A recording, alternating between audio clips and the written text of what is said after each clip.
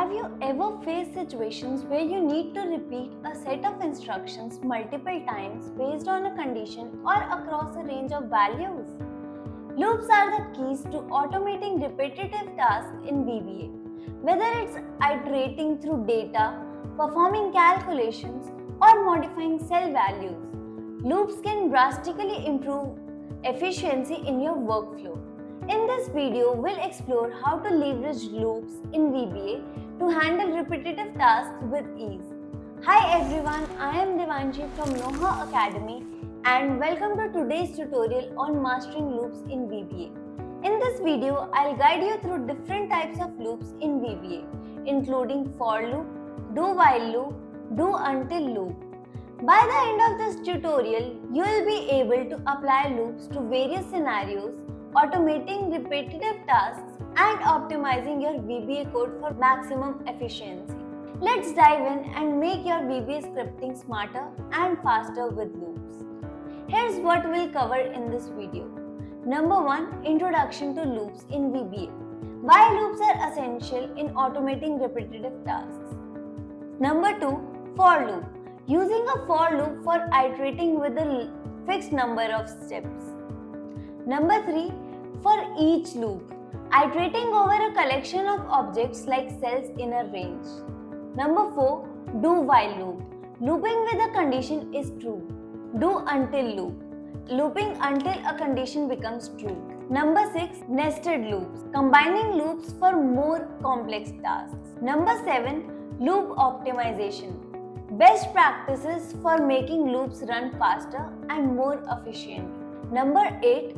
Best practices for loops. Tips for writing clean and efficient loops based on code. Now, what is loops? In programming, loops are one of the fundamental constructs that allows you to execute a set of instructions repetitively. In VBA, loops enables you to perform repetitive tasks without writing the same line of codes over and over again. Loops make your code more efficient, concise, and easier to maintain, especially when working with large datasets or automating common actions that need to be repeated multiple times. Why use loops? Loops are essential in any programming language because they allows you to automate tasks that would otherwise require manual intervention or repeating codes. Let's break down the key reasons why loops are indispensable in VBA. Number 1. Automate repetitive tasks.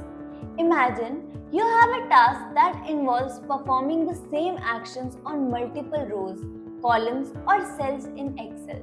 Without loops, you would need to manually refer each individual cell or range, leading to excessive lines of code and time-consuming work.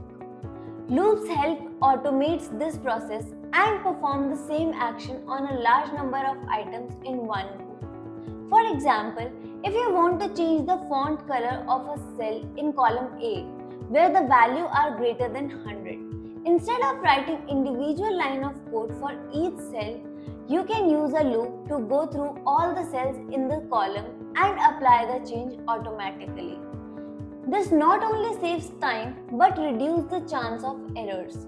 Number 2. Reduce manual errors and effort. Repetitive tasks are prone to human errors. For example, if you manually edit value in a spreadsheet, you might skip a cell or make a mistake while referencing the range.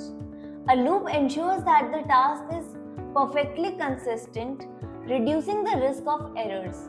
Additionally, once the loop is set up, it eliminates the need of manual intervention, allowing you to focus on more complex tasks.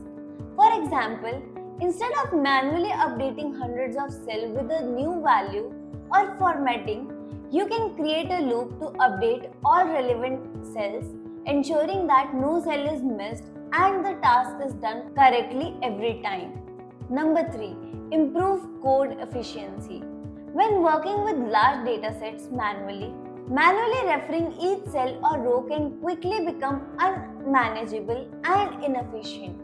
A loop allows you to process large amount of data efficiently in a fraction of time it would take to write. repetitive codes for each row or column. By consolidating repetitive codes into a loop, you not only make your code more concise but also improves its performance. For example, if you are working with a large set, let's say 1000 rows of data or 10,000 rows of data, using a loop to process each row is much more efficient than manually writing individual statements for each one. The loop will run quickly and handle all the data automatically. Now, what are the different types of loops in VBA? In VBA, there are different types of loops that you can use depending on your needs. Number one is for loop. It is used when you know the exact number of iterations or steps to take. Number two, for each loop. It is used to iterate over a collection of objects such as cells in a range, or elements in an array, or items in collection. Number third is do while loop. It runs as long as a condition is true. Number four is do until loop. It runs until a condition becomes true. And number five is nested loop, a loop inside another loop for handling more complex scenarios. In the upcoming sections, we'll explore each type of loop in detail with examples that you can use to automate tasks in your own VBA project. Now, let's look into a for loop.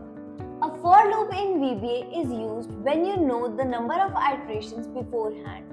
It's a straightforward way to repeat a task in a fixed number of times. For example, you are summing a value in a range. Let's write the code. We'll open our developer and VBA editor. Then we'll go to the sheet. We'll insert our module. Now, we'll write our code. First, I'll create a subroutine of some values. Then I'll write dim total as double. Then I'll write dim I as integer. Then I'll initiate total to 0. For that, I am adding a comment here.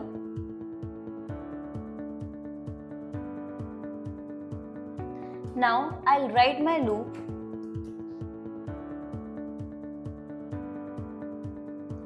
I'll write for I equals 2 to 8. Then my variable name was total, so I'll write total is equal to total plus range A and I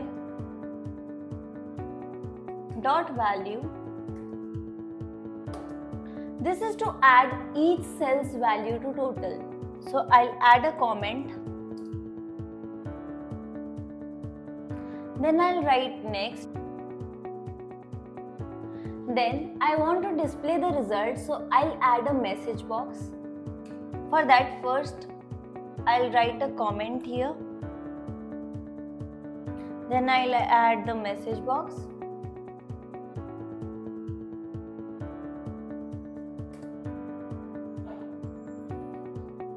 And then I'll end my subroutine. The for keyword initiates the loop. The loop will return from I2 to I8. The loop performs the task of adding each cell's value to the total. After the loop, the final sum is displayed in a message box. First, I'll save it. And then I'll run it. You can see that it has given me the total value. Now, the second loop is for each loop.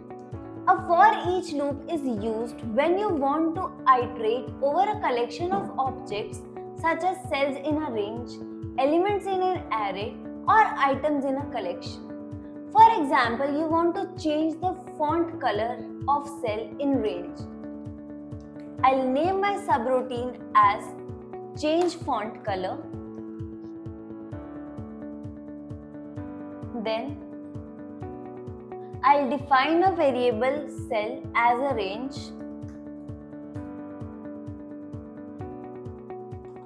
Then I'll start my loop.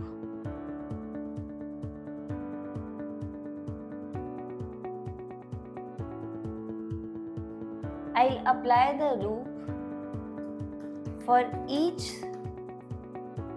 cell in range A2 ratio A8.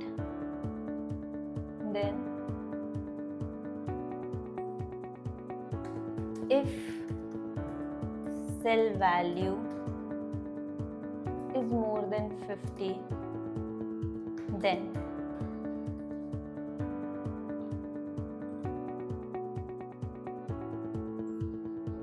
cell font color is,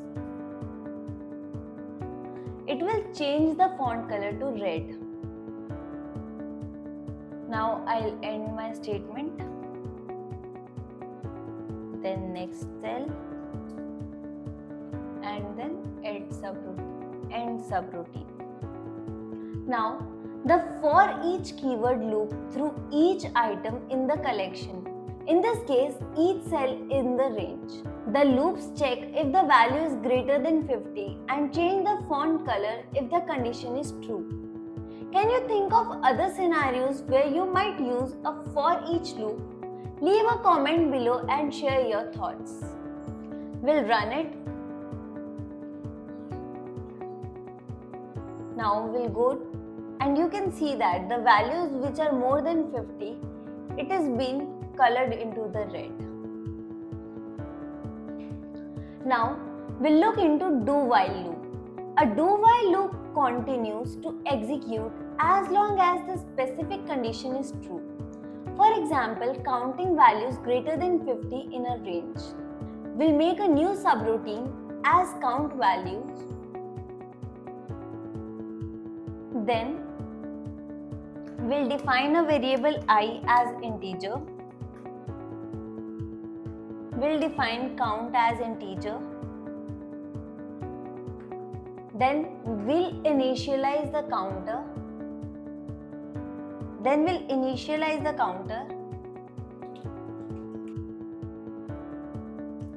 Then we'll start the loop through the range while the condition is true. We'll write I equals 1. We'll write a do-while loop.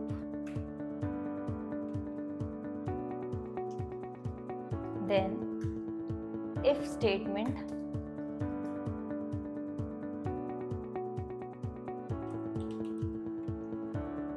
This will increment the counter if the value is greater than 50.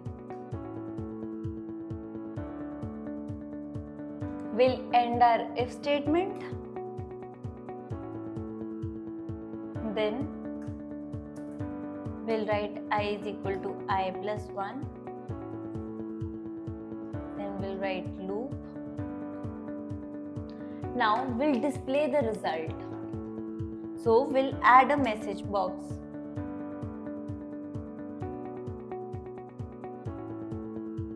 And we'll end our subroutine.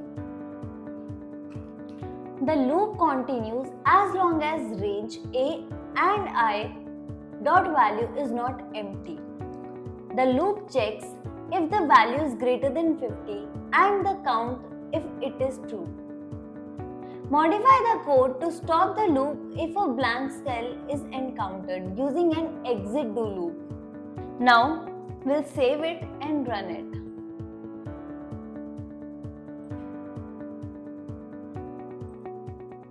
You can see that it has given me the message that there are 7 values which have value more than 50. Next one is do until loop. A do until loop runs as long as the specific condition is false and stops when it's become true. For example, find the first blank cell in a column. So we'll define our subroutine as sub find blank cell. I'll name my subroutine as find blank cell. Then I'll define my variable I as integer. I'll set I to 1. Then I'll start writing my do until loop.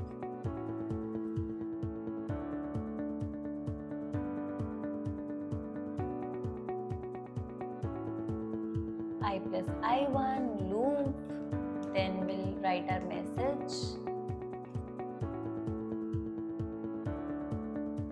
I'll write the message as first blank cell.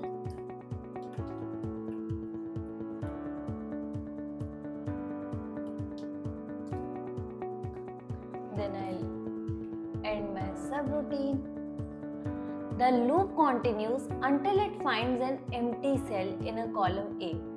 Once it finds a blank cell, it stops and displays the cell address. Now, we'll save it and we'll run it.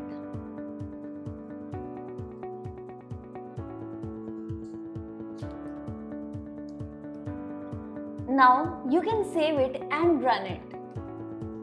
Now, the next one is nested loop. You can combine multiple loops inside one another, known as nested loops. This is useful for iterating over two-dimensional ranges like a table of data. For example, looping through a range of rows and columns. We'll define a subroutine, process table,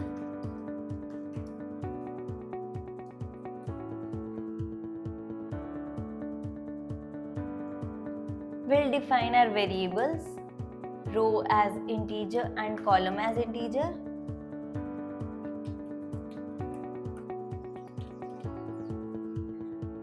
Then we'll start our loop.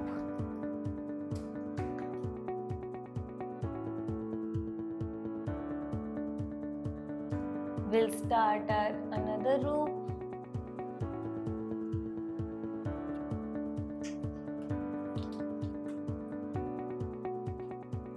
We'll write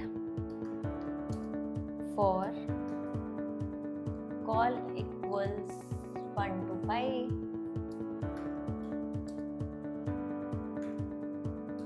Now we'll print our value.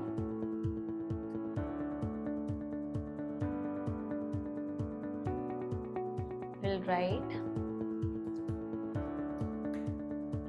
debug.print.range A and row, then offset 0, call minus 1 dot value. Then next call, next row, and end sub. The outer loop iterates through rows. The inner loop iterates through column for each row, printing the value of the range. Nested loop can be computationally expensive, so use them with caution in large datasets only. Now, let's look into loop optimization. While loops are incredibly powerful in automating tasks and processing large datasets in VBA, they can also become a bottleneck if not optimized correctly. When loops are inefficient, they can slow down your code execution, especially when working with large datasets or running loops that involves many iterations.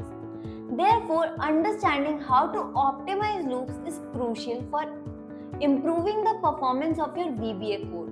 Here are several key techniques to optimize your loop in VBA. Number 1. Avoid using select or activate. The .select and .activate methods are commonly used when you want to select or activate ranges or cells in Excel before performing actions. However, using these methods is inefficient because they require Excel to update the user interface with each selection. This can significantly slow down your code, especially in large datasets. Why it's problematic? When you use these methods, Excel updates the user interface after each operation, even though you may not need to interact with the UI directly. These unnecessarily screen updates can cause your code to run slowly. Now, what can be the optimization approach? Instead of using .select or .activate, directly refer the range or object you want to work with. This eliminates the need of Excel to update the screen unnecessarily. making the loop more efficient. Number 2, limit the range. When looping through large datasets, tempting to loop through entire column or rows. However, this can be inefficient because looping through unused cells in a row or columns will slow down the code unnecessarily. If the loop through an entire column, for example, I equals 1 to 10,000 or 1 lakh or 10 lakh, you are including cells that may be empty or irrelevant, which adds overhead to your loop. For optimizing, specify the exact range you want to process rather than looping through an entire column or row. This ensures the loop only processes relevant cells, improving performance. Number 3, disable screen updating. Every time VBA makes a change to the Excel sheet, such as updating cell values, Excel refreshes the screen to display those changes. This screen refresh can slow down the execution of your code, especially when processing a large amount of data. By disabling screen updates, you prevent Excel from constantly refreshing, which can lead to significant performance gain. Now, let's look into some additional optimization tips. Avoid using volatile functions in loop. Functions like now, rand, or r1c1 are volatile and can cause recalculation every time they are used, which can slow down performance. Try to avoid them inside the loops unnecessarily. Use array for large datasets. If you need to process a large amount of data, it's often faster to read the data into an array, process it, and then write it back to the sheet instead of processing the data directly in the worksheet. Avoid excessive use of range objects. If your loop refers multiple ranges, it's better to assign those ranges to a variable beforehand to reduce repetitive access to the range object. By applying these loop optimization techniques, you can drastically improve the performance of your VBA code, especially when working with large datasets. This will help ensure that your macros run faster and your Excel worksheets stay responsive even when complex or data-intensive operations. Let's look into some best practices for loops. Writing efficient and readable loop code is crucial to ensure that your VBA scripts are not only effective but also easy to maintain. A well-structured loop can automate repetitive tasks with minimal code, but poorly written one can slow down execution, make the code harder to debug, and reduce the overall performance of your program. Here we'll discuss some best practices for writing loop in VBA. Number 1. Avoid deep nesting. Nesting loops within loops is a common technique for handling more complex tasks, such as iterating over multi-dimensional array or ranges. However, excessive nesting can make the code difficult to read and understand, especially as the complexity increases. So the best practice is to limit nesting to maximum of 2 or 3 levels. If you find yourself needing more than 3 levels, it's a good sign that your logic should be refactored into separate functions or subroutines. This not only improves readability but also makes your code more maintainable and easier to debug. Number 2. Use meaningful variable names. One of the simplest yet most impactful best practice is to give your loop counters and variables meaningful names. While short and generic names like I, J, and K are often used in basic loops, they don't provide context or clarity in more complex code. Number 3. Limit loop scope.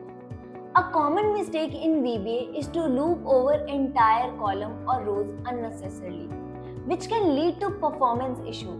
Looping through large ranges or the entire worksheet when only a small portion of data is required can waste significant processing time. By following these best practices, you can ensure that your loops are efficient, readable, and easy to maintain. Writing clean, optimized code not only improves performance but also makes debugging and future modification much easier. Avoid deep nesting. Choose meaningful variable names, limit the scope of your loop, and always use debugging tools like debug.print to track immediate results. Additionally, preventing infinite loops and keeping your code simple will ensure smoother execution. By incorporating these practices in your VBA programming routine, you'll write more effective and efficient loop, and your overall VBA script will be much easier to manage and understand. In this video, we have covered the different types of loop in VBA like for loop, for each loop, do while loop, do until loop, and nested loop. We have explained how to iterate through ranges, performance check, and automate repetitive tasks. We have discussed some optimization techniques to make your loop run faster and handle errors effectively.